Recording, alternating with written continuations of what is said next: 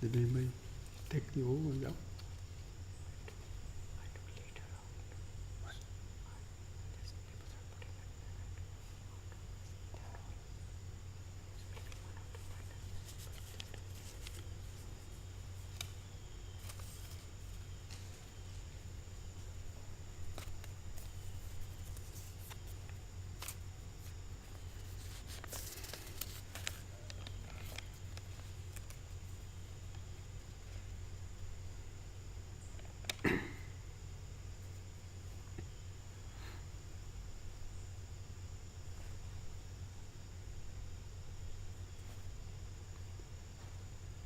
How do I let go of craving for others' love? How do I love myself? Or is there no self to love? Well, of course, the desires for other people's affection or attention, that is the need of the ego. Because the ego basically lives off the feedback from others and gets its emotional support from either some few individual persons, whether it's a family or some other relationship. So that's a need of the ego. But when you develop meditation, because we need the attention from others, we need the love because we have holes inside of ourselves. That need to be filled. We don't even know who our self is. So we need that feedback from others. But when you know who yourself is, that means when you get reconnected to that life force within yourself, when you get back connected to the present moment, and you experience that expansion of consciousness that kind of goes beyond I, me, mine, then you feel a connection kind of with, the universe, so to speak. The idea of a oneness, right? So these kind of ideas of oneness or universal being or whatever, all these different terms that have been used, they're referring to, that very expanded state of awareness that's beyond even thoughts of I, me, and mine, and others. And so metta is also like that. When you practice the metta, that's the unbounded love. You're not expecting love back from others, but it's a quality of that mind that's no longer bound by the ego and bound by its attachments and so on. So basically that's how you love yourself, but it's not really loving the self, it's when you've gone beyond the self. That love is a natural outpouring, and you're totally at one in your own body as well. It's the life force, it's awareness that actually you love, or it's that quality of love, the awareness that goes out in all the 10 directions.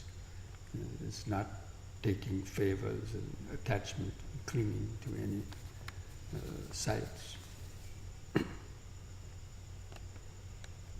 And also this idea of love, it's kind of a misnomer, because it's an English word, and we grow up learning meanings of words, right? So in English, love means a certain thing. For the common person, it means to use a term, businessman's love. I'll love you if you love me. A lot of relationships are kind of, involved in that. And if somebody takes their love away, you may still like a person for a while, but little by little your love may go in some other direction, and so on. You know. So, and even the idea of metta as love is also a misnomer. It gets confused. You don't have to love everybody. Just don't hate them. Be friendly to them. You don't have to love them. You don't have to love your enemies, but you treat them equally. As you would treat other people. They're also a living being, and you just have this sense of, okay, you don't have to go around loving them. That's a misconception.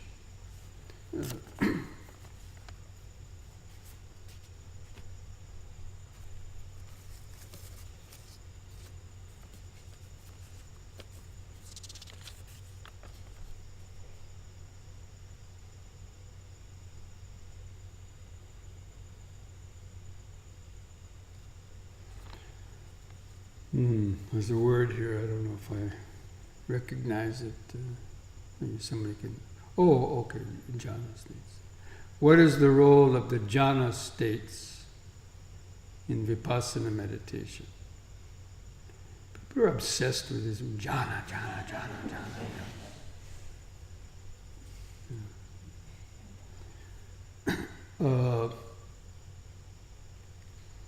Well, as I mentioned,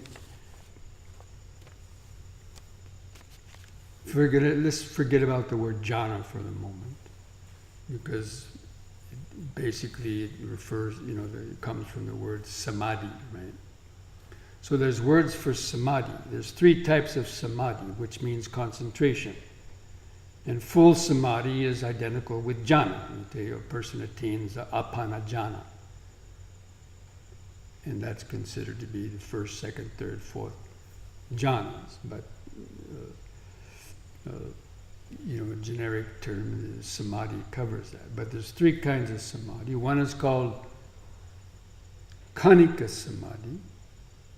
That's also concentration, but it's the momentary concentration that I mentioned today, which is generally used in vipassana practice. That means where the mind is able to focus on one object, but when it vanishes, the next object that comes up, it's aware of that. And that vanishes, and it's aware of the next one. But it's concentrated, it's not being distracted. So the hindrances are not there. The hindrances are largely subsided. Or there may be a few hindrances, but even the hindrances then are an object of that samadhi. But anyway, it's the momentary concentration, the ability to flow from moment to moment. Moment of feeling, hearing, thinking, touching, but without getting caught and carried away by them. The ability to notice and let go. Notice and let go. That is what is called khanika samadhi, or momentary concentration. Because you're concentrated in the moment, the mind lets go of it, and it's just able to follow the moment-to-moment arising and vanishing of phenomena. So that is the kind of samadhi that we normally associate with vipassana meditation. And when that is built up to a very high degree, sometimes it's called vipassana jhana, when the hindrances have subsided and the mind is really, really in a super hyper-aware state, and so on, at the point of attaining enlightenment. It's called vipassana jhana. So,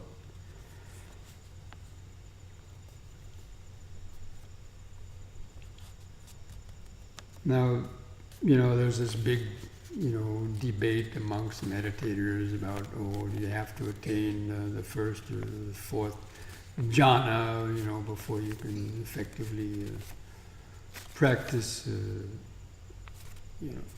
vipassana. And then some teachers swear by it. Oh yes, yeah. And then there's others who say no. This khanika samadhi is enough. Because if you get absorbed in a jhana, basically you're not much aware of other things because your mind is absorbed, whether it's in a kasina or it's absorbed in one object. You don't have really much awareness of the other senses working and things going on, so that you can't practice jhana in that state actually very well, because you need the variation, you need the impermanence, the flow of impermanence to develop the wisdom of impermanence, and also to transform.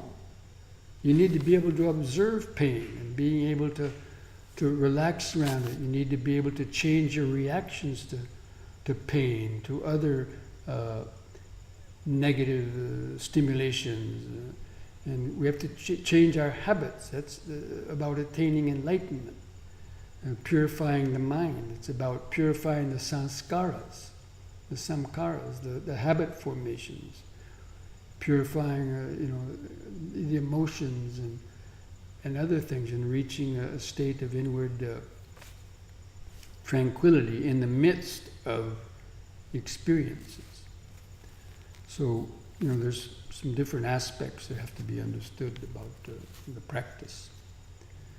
So, and also this idea of being absorbed in one thing and kind of losing awareness of other things, that's also, you can get the mind into that state, but that's not necessarily the right samadhi, the samma samadhi.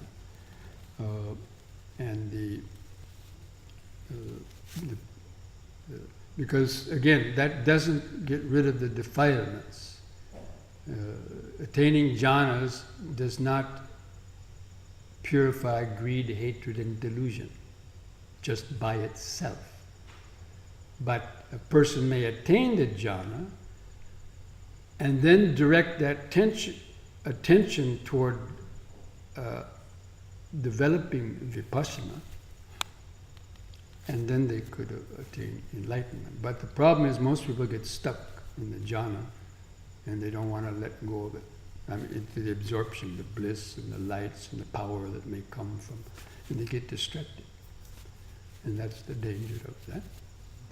But you can attain jhana through vipassana, by practicing moment-to-moment attention, and the hindrances are part of that attention, and developing the skill to overcome the hindrances. Even by practicing moment-to-moment attention, attaining this kanika samadhi, the hindrances also get basically suppressed, and then you use that for developing insight. There's something called the 7 factors of enlightenment. And in all the Buddhist teaching of different lists, mindfulness always comes before concentration. In the 5 spiritual faculties, it's mindfulness, or faith, energy, mindfulness, concentration, wisdom. In the Eightfold Path, right mindfulness comes before right concentration. In the 7 factors of enlightenment, mindfulness comes first, and right concentration or samadhi comes at number 6. So you can see that in all those instructions, mindfulness, which means the 4 foundations of mindfulness, is taught before and emphasized before attaining the jhana, because you attain it through practicing mindfulness. Because when the hindrances are suppressed, that's jhana, that's vipassana jhana. So you get the jhana by practicing through the practice of the mindfulness, the vipassana, if you're doing it in the proper way.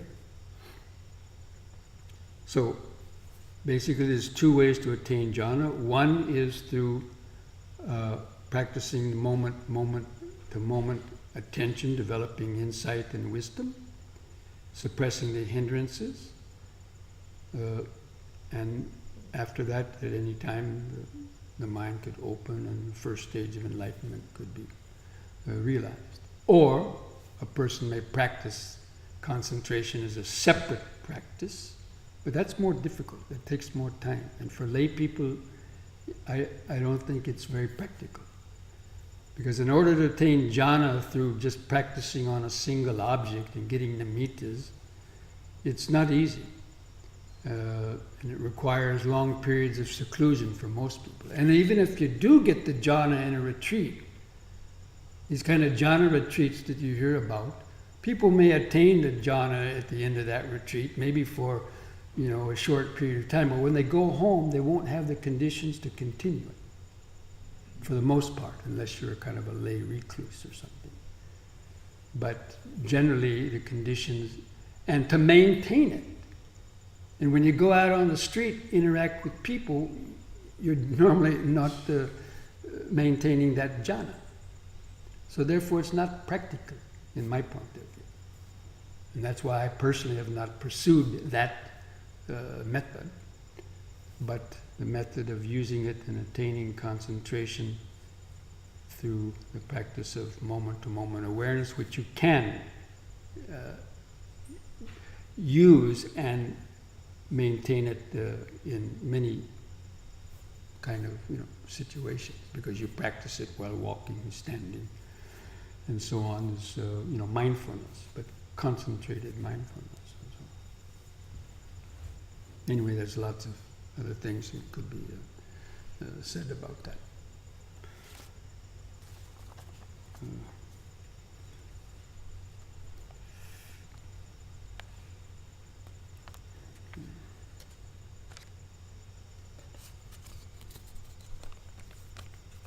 Oh, actually, yeah, the Buddha mentioned two ways of meditating. One is called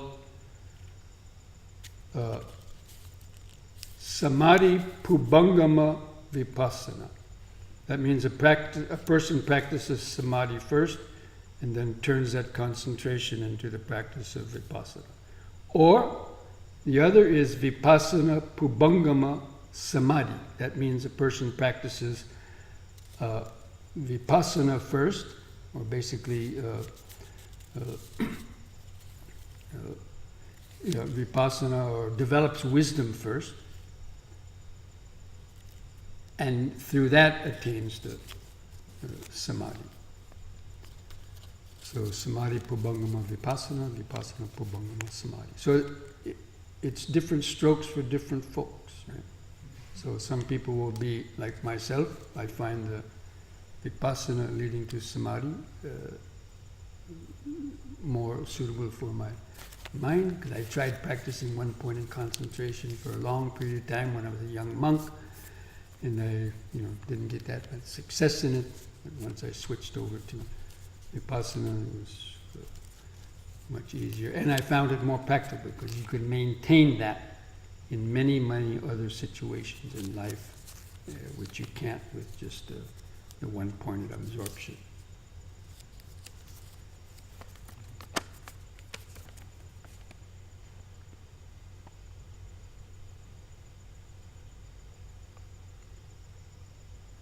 How does karma exist if it's recognized that there's no past or future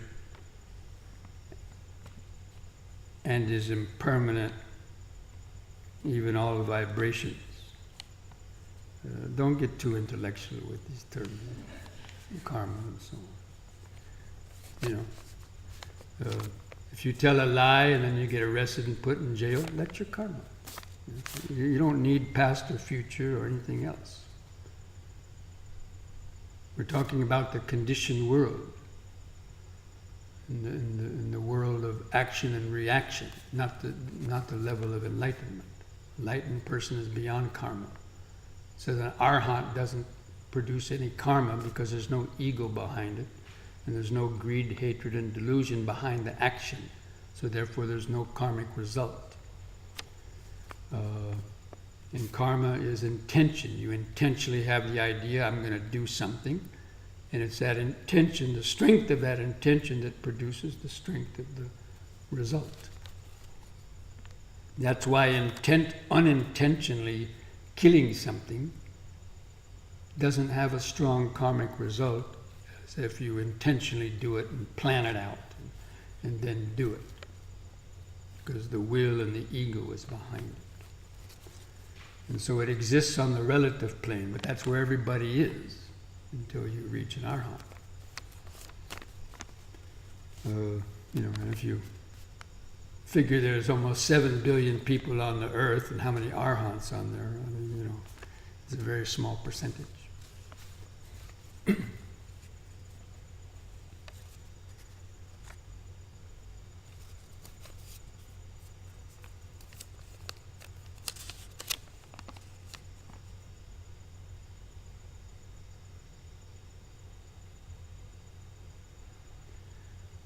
You very briefly touched on compassion or metta.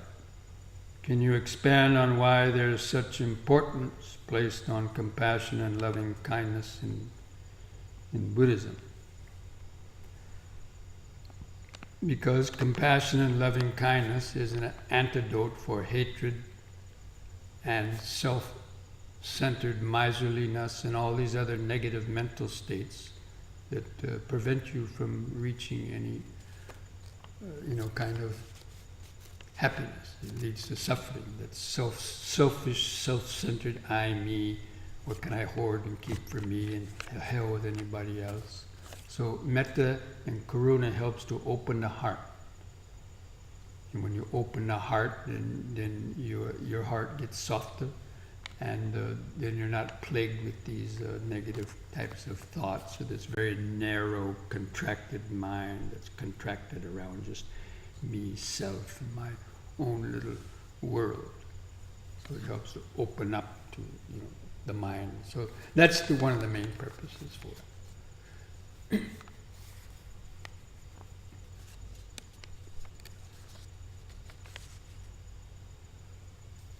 Because again, it has that sense of, as the mind gets purified of the ego, it has that kind of sense of connection that, with that life force that's, in everybody and so on. It identifies with that life force. And, any type of suffering that's in the world is going to affect others. Look at all the wars and hatred, how it affects the common person. People, get upset when they hear the news and all these wars and fighting going on, and all this other, stuff, that upsets people's minds, right? But if the whole world was, all loving and compassionate, it would almost be like heaven on earth. And most of the hell comes from hatred, anger, selfishness, and so on.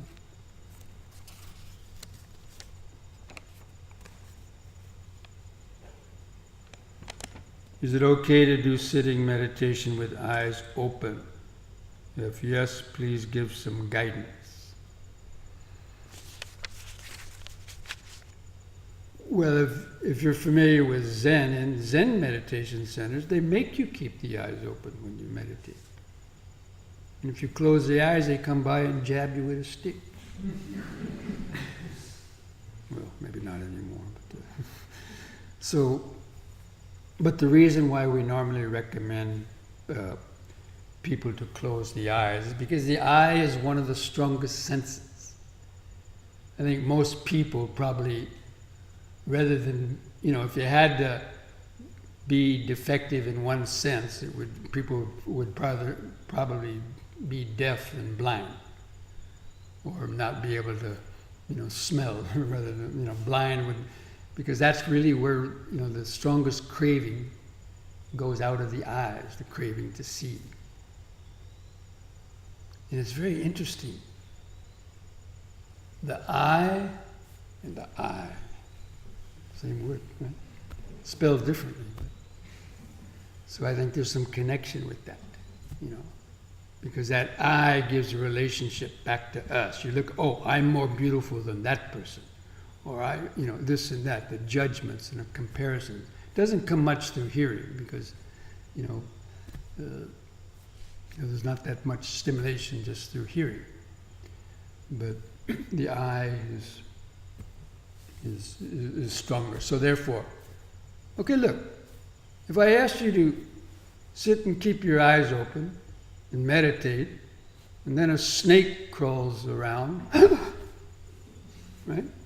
If you're a beginning meditator, right? Or something else. Or maybe you'd be attracted to look over at that person or look over at that person. So that's why in the beginning we recommend people to gently close the eyes. And because the meditation is inside, it's not outside really. And so it helps to direct that energy inside. But once you attain a good degree of mindfulness and concentration and reach that buffer zone type of awareness that I had mentioned, where the mind is kind of no longer reacting too much, then if you let the eyes open a bit, you're no longer going to be attracted to want to look at this or look at that or so on, react too much. And you're not really looking out the eye. And the eyes are open, but it was like there's nothing there much.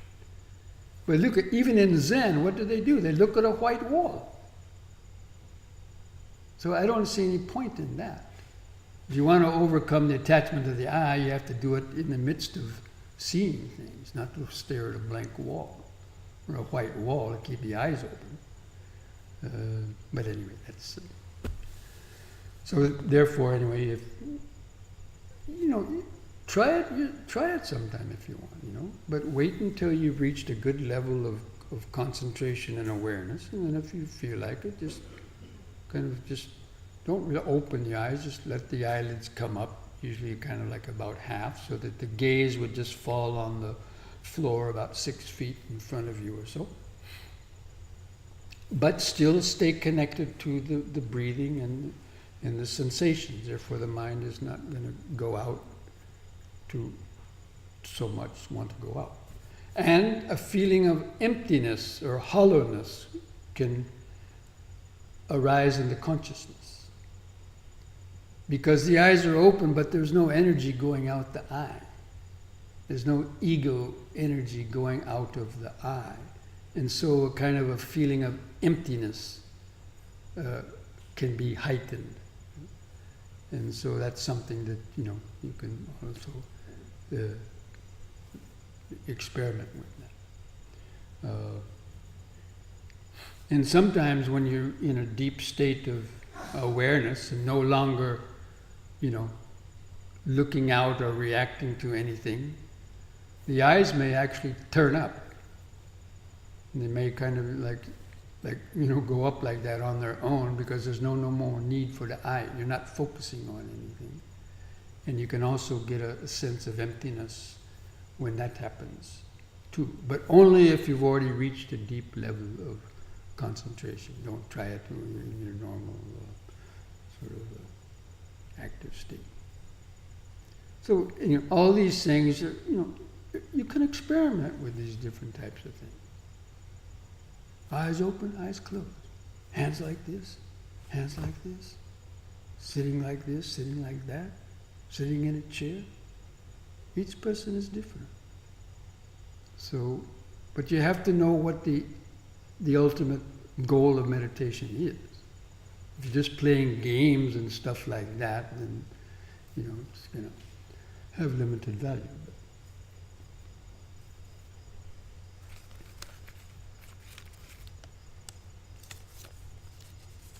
So the criterion should always be, how is what you're doing helping you to develop better mindfulness, better concentration, and wisdom?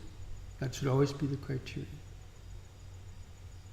Is it weakening your attachment or lessening or strengthening your attachment or your ego? That's called the mirror of Dhamma. To reflect back whether you think you're making progress or not. It's all about our wholesome states increasing and unwholesome states decreasing. If the unwholesome states are decreasing and the wholesome states are increasing, that's Dhamma. But if the unwholesome states are increasing and the wholesome states are decreasing, that's Adhamma, or not Dhamma. And that should be our kind of criteria.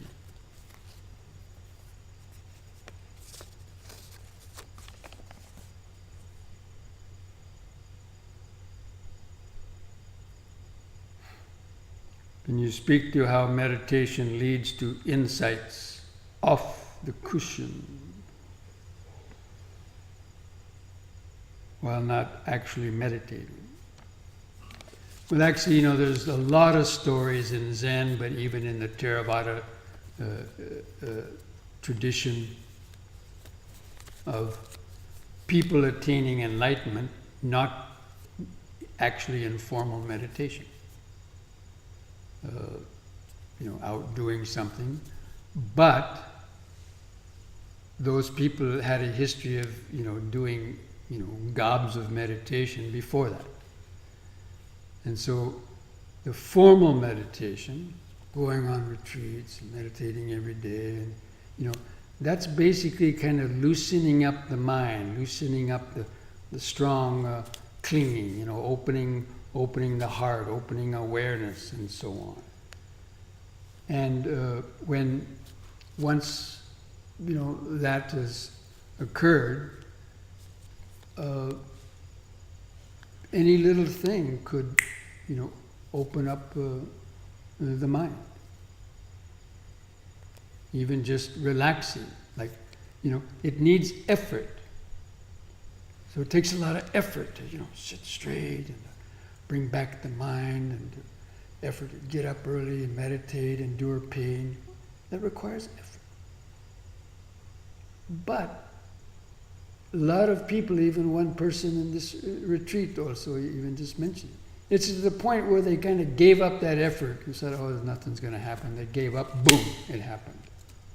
Not enlightenment, maybe, but anyway, the mind opened, there was some deep insight. And so that's very common. So, we're doing the work, and, you certainly you can get insights while you're meditating, but if you remain mindful out there in the world, you could stub your toe, and all of a sudden, the mind would, get an insight and laugh about it, and, could even attain enlightenment. And read those Zen stories and so on, or, other things. But it wouldn't happen without the previous work.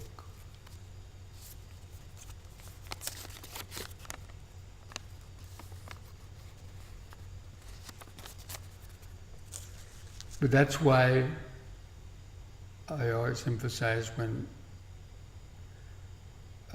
after sitting meditation, when the bell rings, not just to get up and go out, no. Keep it lingering for a bit. Mindfully stand up. Don't rush to the future. Practice standing awareness. Because you stand around a lot during the day. You're not sitting like this around the day in the office and in the supermarket and stuff, but you're standing, right? And so if you know how to practice the awareness in standing, you can do it lots of places. In fact, I was going to ask, how many people in doing the standing meditation today had some deep concentration or awareness? Or got some insights? So standing is a powerful form of meditation. Because it forces you to be awake. It's too easy just to nod out when you're sitting and let the mind wander, but because in order not to fall down, the mind has to be more attentive. So for that purpose, it's a good.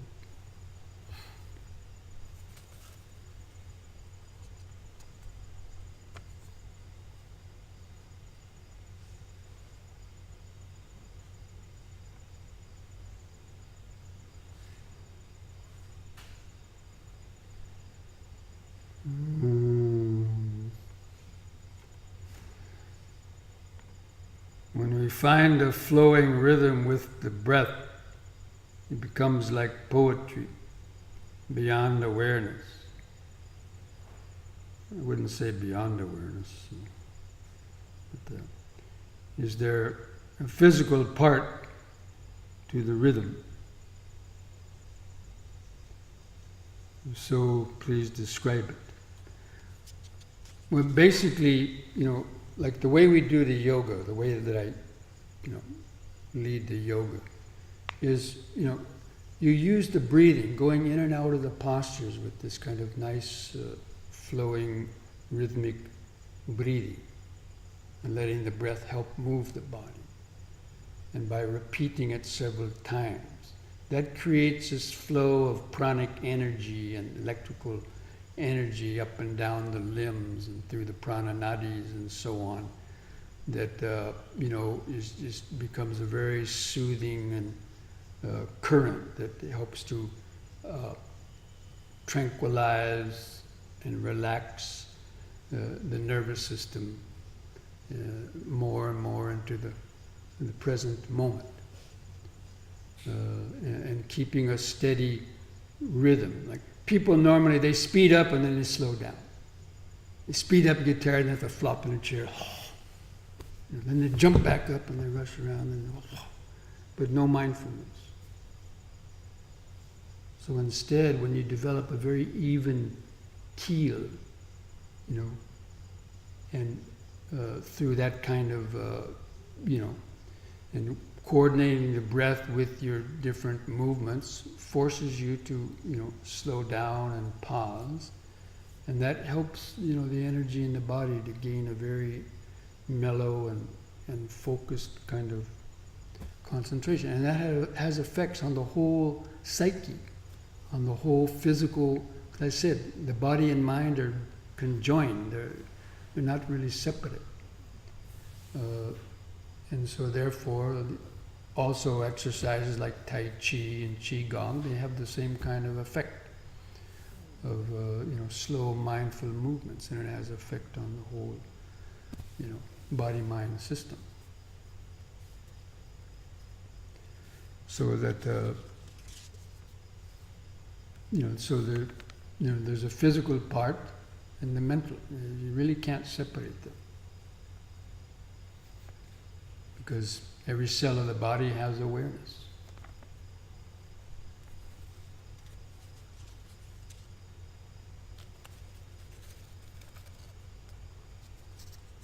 And so, when you develop a more even, like walking slowly, you really, a lot of times, in the beginning, people in a hurry, bell ring, I gotta get to meditation.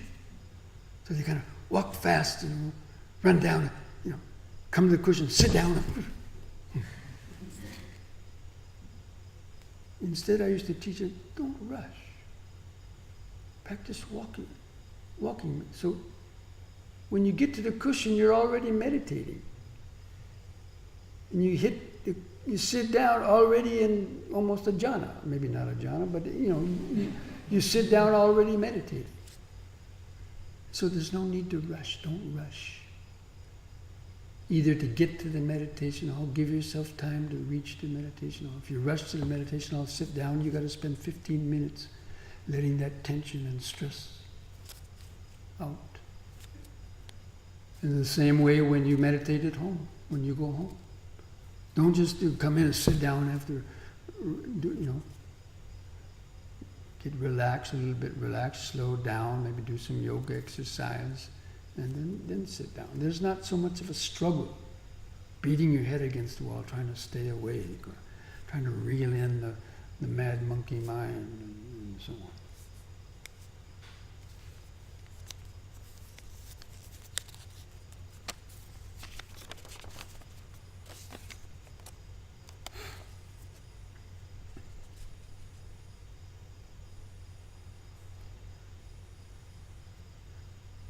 What does the transition from stable, broad, meditative awareness of body, etc., to the vipassana experience appear like in practice?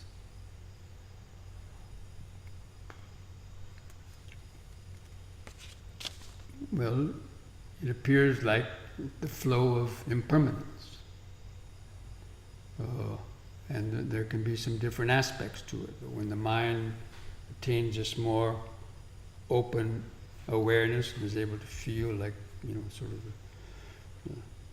the perimeter of the body, different sensations, and even hearing sounds at a certain point, what's called full-blown sixth sense door awareness is really what Vipassana is. And it's where you're able to feel like many sensations in the body, even hundreds, thousands, even in the space of a few seconds, as well as hearing many, many sounds going on all over. And even thoughts and urges maybe going through the mind and so on. It's incredible because the mind is not reacting to anything. Therefore, it can experience many, many things at the same time. The reason why we can't, because our mind is getting stuck and glued and reacting to particular sensations, and so you can't really feel so many because the mind gets, stuck on them. When you're worrying about the pain in your knee, you can't hear the birds singing a half a mile down the road, or even other things around you. But when the mind is no longer caught like that, it becomes like a mirror. There's a beautiful term used in Zen, ocean mirror samadhi. And the mind becomes like a mirror that reflects anything that comes within the range of the senses. It just reflects it automatically, effortlessly, without having to look at anything. Because it's like a receiver, that awareness, the mind is like a receiver that's receiving anything within the range of the mind. It registers in awareness. And it's incredible the amount of things that you can notice even in the space of a few seconds when the mind is in a deep state of calm and awareness. So you can see things like the rate of impermanence speeds up. And you can see just so many things just arising and vanishing. Almost like tracer bullets being shot out of a 50 caliber machine gun. Anybody's been in the army. So that can build up to a very powerful level, and so. But at a certain point also, sometimes that whole flow of impermanence may vanish, and the mind attains just a very deep stillness, and there's awareness left, but without hardly anything appearing. So there's various stages in experience that one can experience. Or like when one attains magga and phala, or the experience of nibbana, that's called cessation. And it's a cessation of the ego. And when the ego subsides, it's not identifying any object. So it's like objects have disappeared, but still vaguely in the background, there's still some kind of awareness. It's not like an empty vacuum. But so on.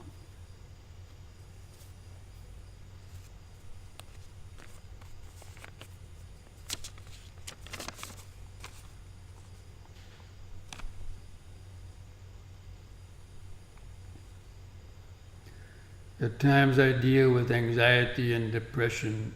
I have encountered problems where meditation can sometimes induce anxiety. How can I use mindfulness to remedy this? What else can I do?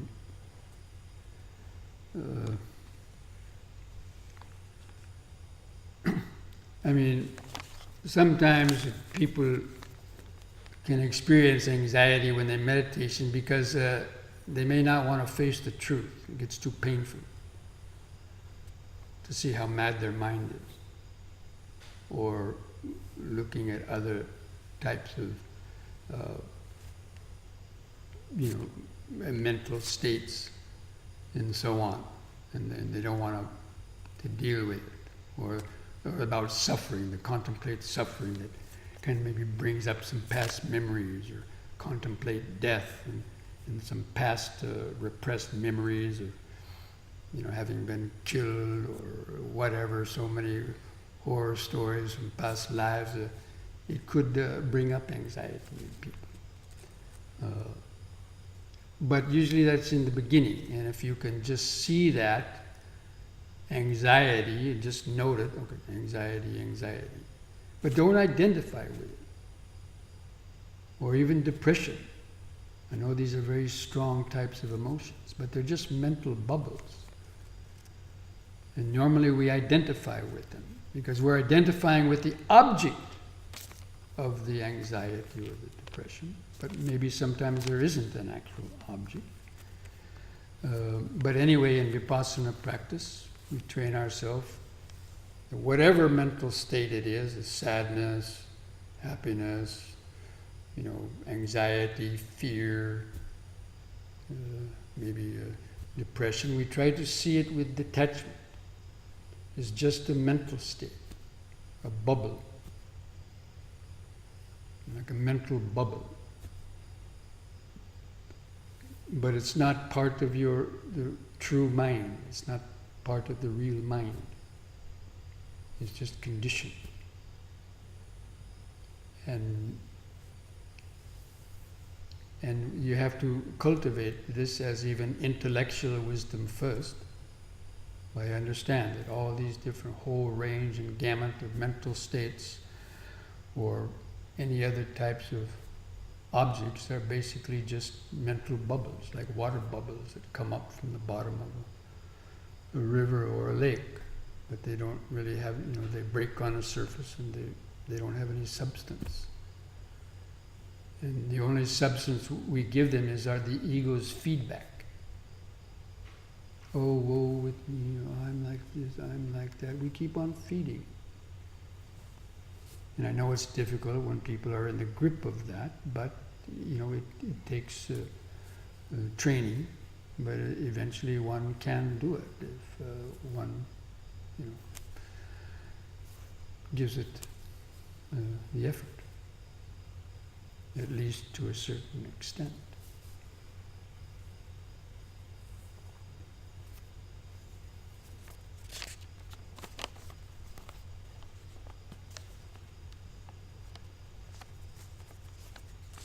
And as I was mentioning to somebody else, of course depression is such a common thing these days, and bipolar and other states of depression, and people usually take medication for these. And we advise people not to stop medication and think that meditation is going to overcome that, because it doesn't necessarily. I've seen people, even meditation, some people who have taught meditation get, or others who meditate and stop their medication 6 months later, or they committed suicide. So don't stop medication, but with medication,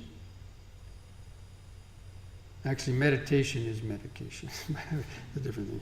So, but you can take medication in conjunction with a therapist who recommends meditation, and then little by little, as you gain some ability in the meditation to detach from your observation, from your emotions and so on, whatever, then the therapist might gradually wean you off medication, and that some people have, overcome depression through that way of eventually being able to get off medication totally for, let's say, more milder states of depression and so on.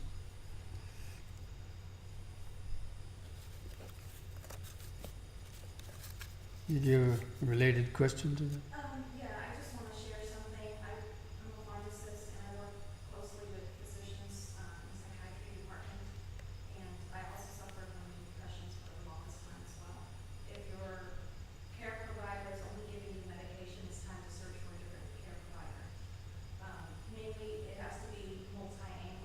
Right. cognitive behavioral therapy and other therapies that are non-medications. You still probably need medication in some aspect, but there are ways to help you overcome that because medication is really just attached. Right. Thanks for that.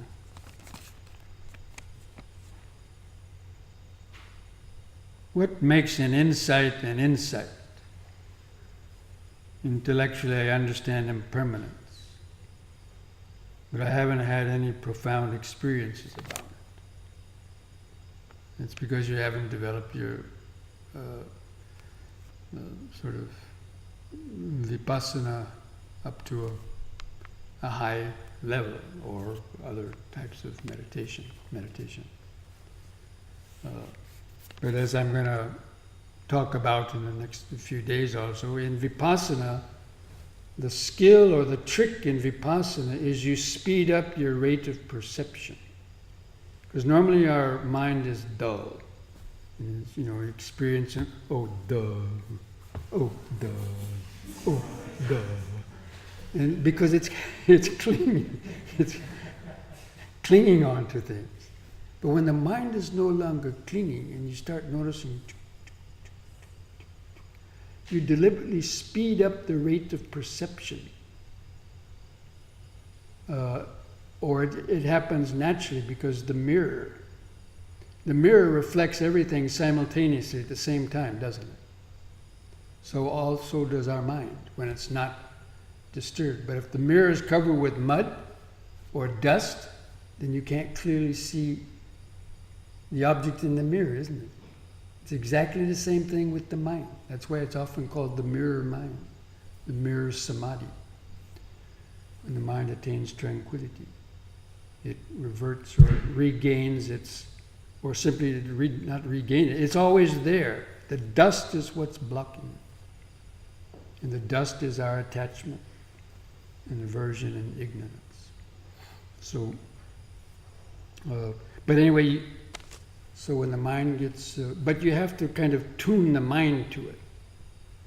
And so you, like we did with the body scanning. So you're scanning the mind through the body and deliberately trying to see how many little sensations you can notice. Like even with the breathing. That's why I recommend people to focus on the breathing here, because there's many more little sensations of expanding and contracting than you can feel if you're feeling that subtle sensation at the nose or upper lip, which is a more kind of doesn't have much change in it. But here, especially when you're doing like deep, slow breathing, and so you can feel many things, and then as the mind gets concentrated, after like a body scan, after that body scan today, or even after the yoga, could people feel lots of sensations, like even at the same time, kind of going on all over? How many thought they could? Okay, so that can develop to a very, strong degree. In fact, those Goenka courses, the 10-day courses of Goenka, they specialize in that kind of body scanning development to feel the body is just, all this massive changing sensations. But even with the body, then you also allow sounds to come in. So you're being aware of so many body sensations arising and vanishing, and in between those at the same time sounds are arising and vanishing. Even thoughts are arising and vanishing. You deliberately try to speed up the rate to more and more and more. That's what's called full-blown sixth sense door awareness. And that's really vipassana, actually, the heightened, the very advanced level of vipassana's full-blown sixth sense door awareness. But you have to have a good level of samadhi, because otherwise you go mad. Too many things coming through. And because of that, the mind has no time to drag in the past or future about any particular object. When you're just noting, it just vanishes. There's no time for the mind to the mind doesn't cling on because there's something else to notice. And so it's bringing in the past and future about an object that creates the mental disturbance. It brings up attachment, aversion, and other types of thoughts. But when that's not happening, then, because also the ego is related to the objects that it's identified with. Anyways, I'm not going to give away all the secrets right now, but that'll be another Dhamma talk. But anyway, there's a lot of stages toward vipassana, but speeding up the rate of perception is the key. It's what I call the trick of vipassana. It's the Buddha's high-tech mental technology to trick the mind out of itself, to trick the ego out of itself, to trick the mind out of its attachment by not giving it time to get attached. Because we're speeding up the rate of perception and opening up the floodgates and that's really vipassana. Seeing reality as it is just seeing the flow of stimulation through the senses, and there's millions of them going through it every minute through our senses. Normally we don't see them because our mind is stuck and dull, half asleep, or lost in its thoughts. So it's like a filter. Our brain, our conditioned brain, is like a filter. And it filters out everything except what we're attached to, or what's in our immediate environment. But that's only a tiny, tiny fraction of what the world is. So that's also part of insight.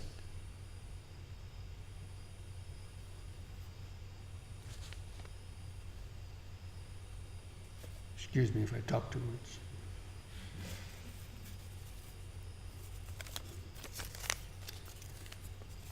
Anyway, yeah, I don't want to, I'm going to save the rest of these questions for tomorrow because I don't want to go on too late. I still want you to have a good, another meditation, so I'll leave it. Don't write any more questions tomorrow.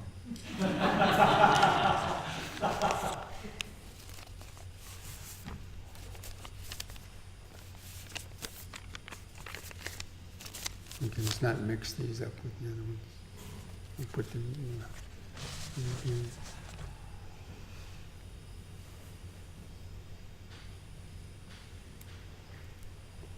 Okay, so again, sort of close the eyes a moment, take a couple of 3-part breaths, can bring the attention back to ground zero. Feel the buttocks, feet pressing the floor. Don't turn those lights out so much.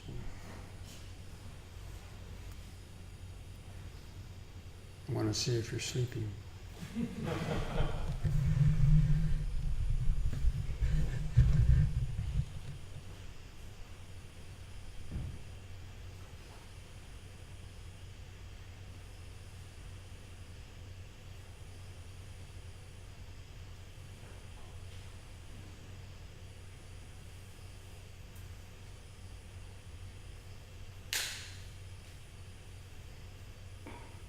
Okay, now mindfully stand up.